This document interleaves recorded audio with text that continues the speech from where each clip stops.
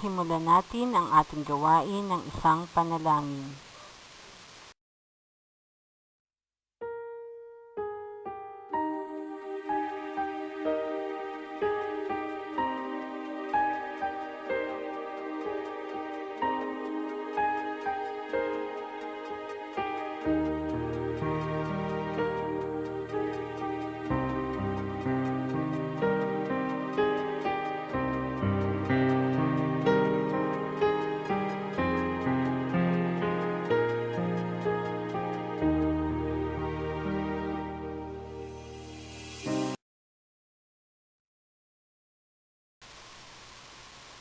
Muli, ako si Ginang Maria Victoria L. Bulbilao, Guro 1 ng Kalayaan National High School, Edukasyon sa Pagpapakatao, Ikawalong Baitang. Siguruhin na nasa inyong tabi ang inyong notebook, ballpen at self-learning module. Tunghayan muna natin ang eksenang ito mula sa pelikulang Inside Out.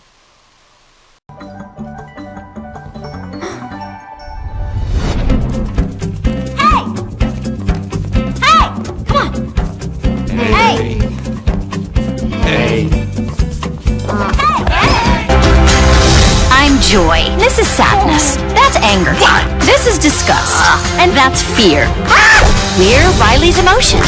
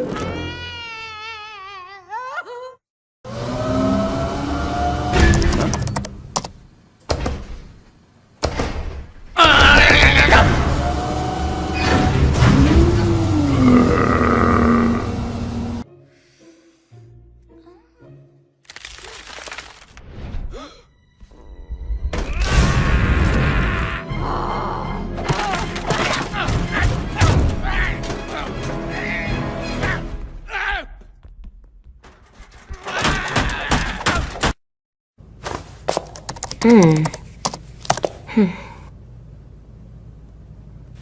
Ugh.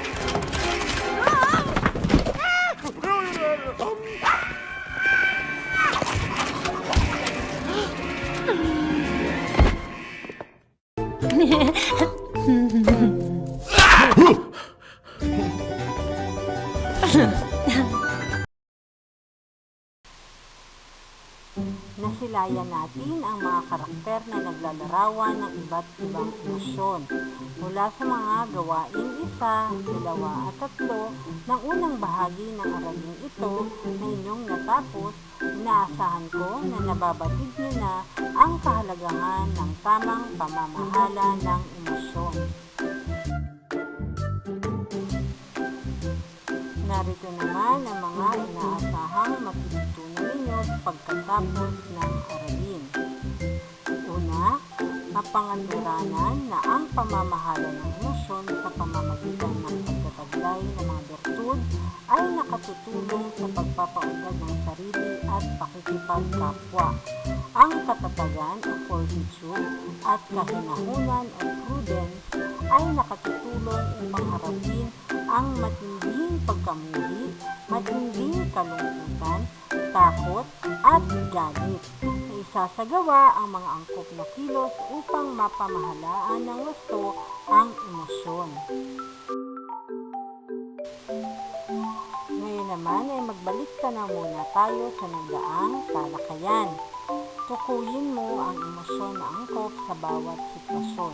Piliin ang tamang emoji sa bawat bilang. Mayroon kayong 30 segundo para sa gawain ito.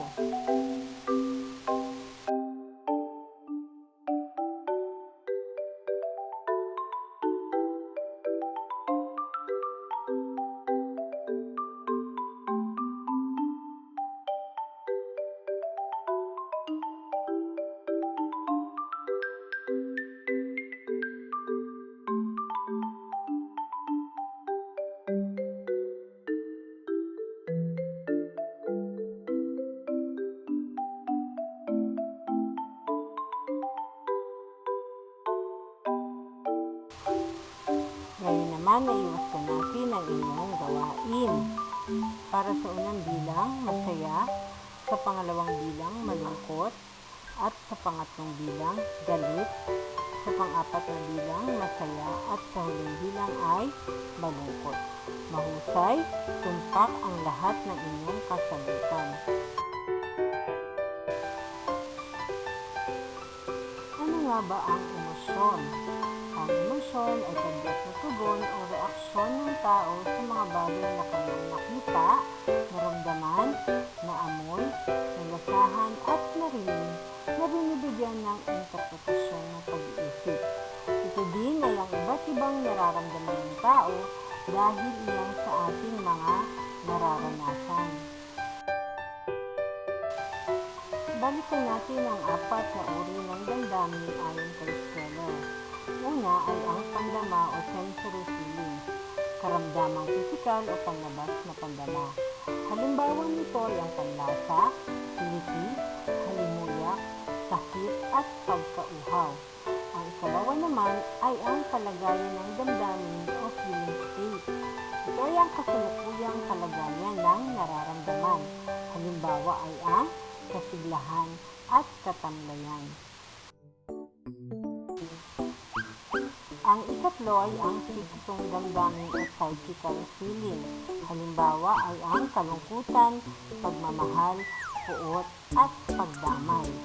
Ang ikaapat ay ang spiritual na damdamin o spiritual feeling. Halimbawa ay ang pag-asa at pananampalataya. Ayon naman kay Edgar Esteban, ang mga sinusunod ay pangunahing emosyon: pagmamahal o love, paghahangad o desire, pagkatuwa o joy, pag-asa o hope,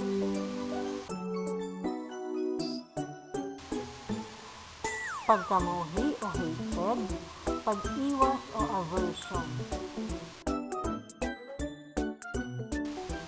pagkagalit o anger, pagkatakot o fear,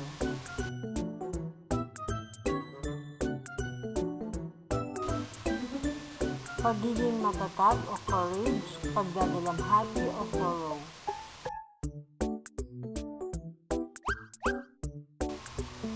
at kawalan ng pag-asa o despair. Ayon naman kay Feldman noong 2005, sa pamamagitan ng emosyon ay nababatid ng tao ang nangyayari sa kanyang paligid at nabibigyan ito ng katuturan ng kanyang isip.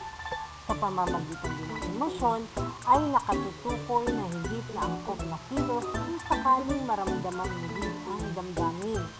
Muli, sa pamamagitan ng emosyon ay nagagamit ito sa pakikipag-ugnayan sa kapwa. Paano ba natin mapamamahalaan ng wasto ang ating emosyon? Tandaan, ang mga emosyon na hindi napamahalaan ng maayos ay hindi magdudulot ng maganda sa ating sarili at sa pakikipag-ugnayan natin sa ating kapwa.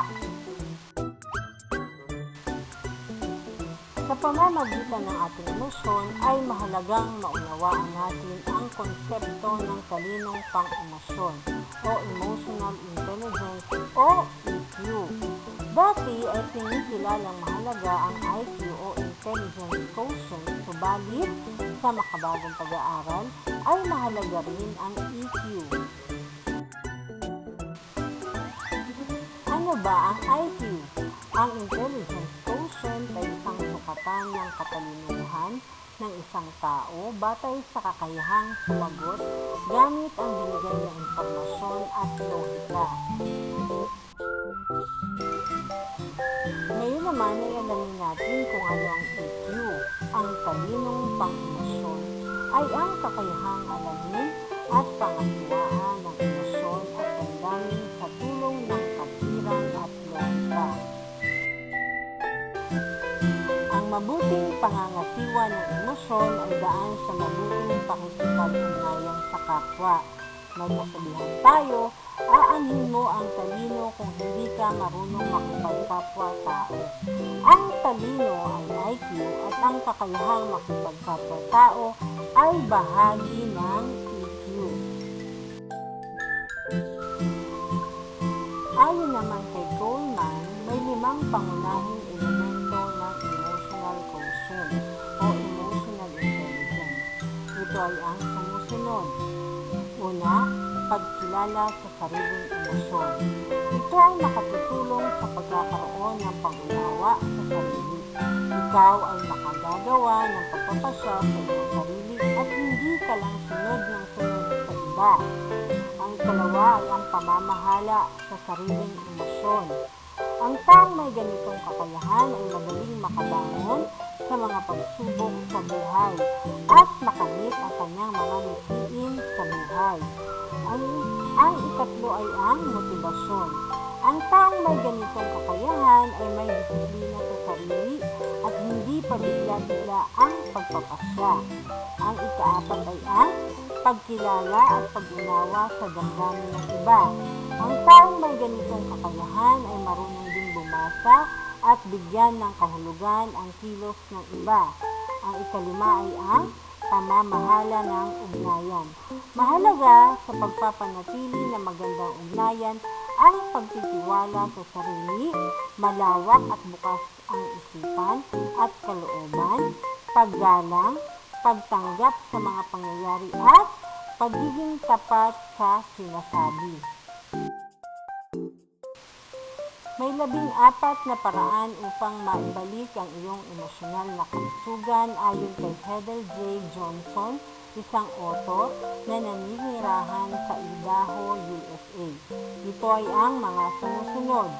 Una, gawin ang mga simple ngunit mahalagang bagay. Halimbawa, ang magdasal at magpasalamat.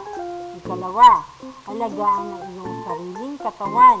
Pagkain ng wasto, sapat na tulog at ehersisyo. Pangatlo, gumawa ng journal. Pang-apat, sabihin ng tapat sa mga kaibigan o kapamilya ang nadarama mo. Ikalima, ipagdasal na tulungan kayo sa halip na lunasan ang iyong damdamin. Suriin ang balanse mo sa buhay. Ikapito, huwag magpaliban ng mga mahalagang gawain. Ikawalo, isipin na magtatagumpay ka. Ikasyam, magtuon sa ginagawa mong tama at iwasang ikumpara ang iyong sarili sa iba. Ikasampu, hayaan ang mga bagay na hindi ninyo makokontrol. 11, tanggapin na may ilang nakakainip na karaniwang gawain. 12, huwag pasiklabin ang galit mo. 13, paglabanan ng hilig na sisihin o pahiyain ang iba o ang sarili mo.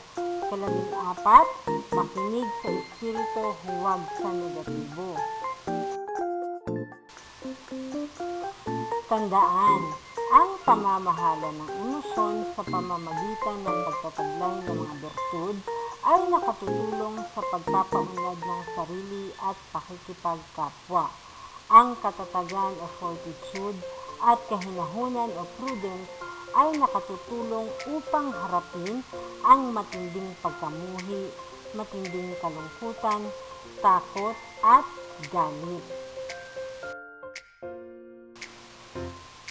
Marahil ay sapat na ang inyong natutunan sa ating aralin. Para sa pangwakas na pagsusulit, maaaring sipiin ang kasagutan sa inyong kwaderno. Kunan ng litrato at ipadala sa inyong guro gamit ang FB Messenger.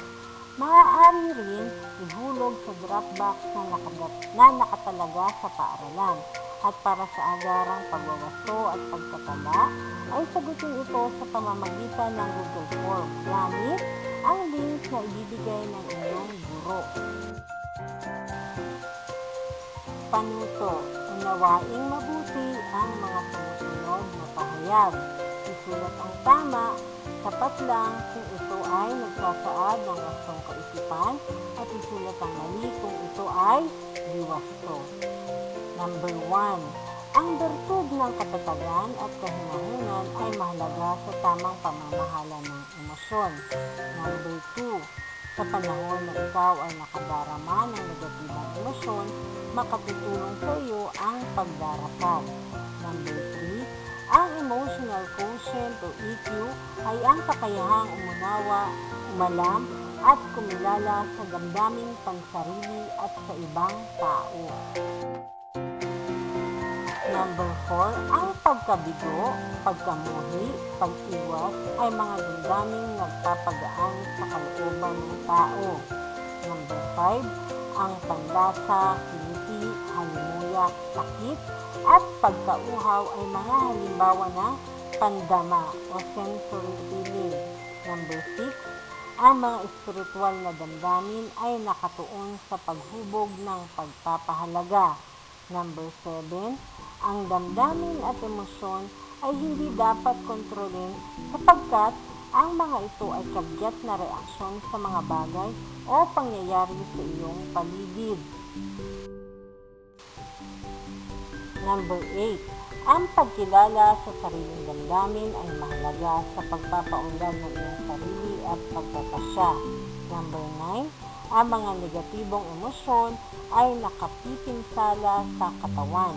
Number 10, kailangan ang katatagan sa pagharap sa mga hamon ng buhay. Para sa pagdinilay, maaaring sagutan ito sa inyong kwaderno. Kunan ng litrato at ipadala sa guro gamit ang FB Messenger o ihulog ito sa Dropbox. Muli, para sa agarang pagwawasto at pagtatala, maaari itong sagutan gamit ang Google Docs o Google Form gamit ang link na ibibigay sa inyo ng inyong mga guro. Paano sasagutan ang pagninilay?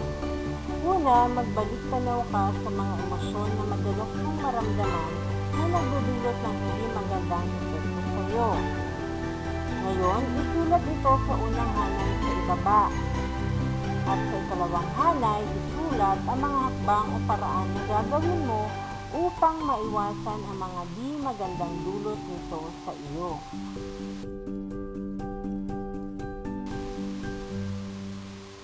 Para sa attendance, mag-comment ng inyong pangalan, pangalan ng guro, baitang at pangkat matapos panoorin ang video lesson. Tandaan, ang sabi nga, you must love the world and control your feelings in order to be happy. Muli, ako si Teacher Vicky. Maraming salamat sa panonood at pakikinig.